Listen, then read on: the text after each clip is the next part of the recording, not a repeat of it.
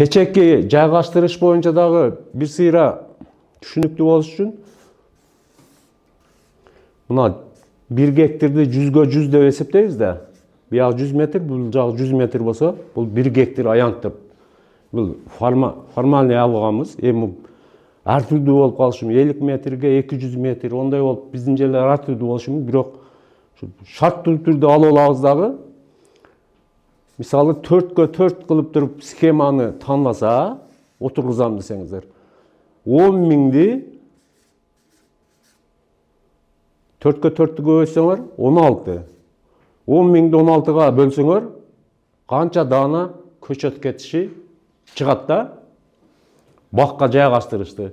Биринчи эгерде бирөө көчөт эгем деп атса, эсептеп берсеңер, студентсиңер да, окуп атсаңар, мынанча аянтка канча десе, узун туурасын билип туруп эле отургузуу схемасы канчага отургузгуңуз келип атат деп туруп, анан ошону көбөйтүп туруп эле жерин чыгарып туруп, схемага бөлүп койсоңор, мынанча штук деп чыгат.